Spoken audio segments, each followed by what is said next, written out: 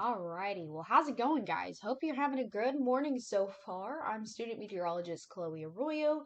Just want to hop on here, talk a little bit more about the updates for today. So, I'm sure as you open your door this morning, let the dogs out, or even just open the window or open the blinds this morning, I'm sure you saw some flurries out and about, which was really pretty. And actually, the flurries right now are still really huge. Like they're really big flurries from where I am. I'm in Norman right now, and it's actually really beautiful if you don't have to get out. So there's a beautiful side to it, but I guess that does come with a cost, unfortunately. Now, let's take a look at these counties. Pink, if you are in a pink region, you are under a winter storm warning. Now, this is really important to note because you could be seeing anywhere from 4 to 6 inches. Some places, especially even further in far, far eastern Oklahoma, as well as northwest Arkansas and even portions of southwest Missouri, you could be seeing a little bit more than that. We are still getting data on specifics on how much accumulation you guys will be seeing, but keep you guys updated on that. Now, if you are in the purple zone, you're under a winter weather advisory. Now, here's the difference between the two. Winter weather advisories are not nearly as significant as a winter storm warning. However, it is still enough to make sure that you stay indoors. Usually, cancellations start to become more prominent when you are in a winter storm warning.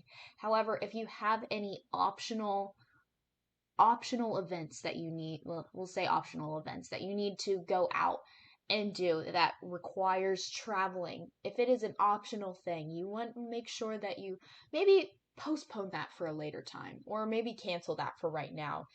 Just because you want to make sure that you are staying safe and as possibly safe as you can with these roads because they could become dangerous at any given moment. Now let's take a look at the snowfall totals in Oklahoma specifically, across central portions of Oklahoma, extending further west and even further east, all the way from Elk City to Muskogee. You could be seeing anywhere from 4 to 6 inches of snow. And now there are a couple areas where they could be seeing a band of 6+ inches possible.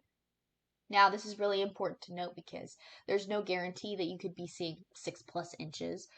There's no guarantee that you could be even seeing 4 inches. There are some places that could be seeing anywhere from 2 to 3 in this purple zone. But that is the beauty of snow, is that there could be bands that are locally heavier, and that will be the system. So there'll be bands in these lines of snow that will create even more snowfall, that will create a longer line with heavier snow. So that's one thing that's important to note. Now, Tulsa County up here in the 918, you've got about a chance for about 2 to 4 inches. As you head further north, you'll see a little bit less.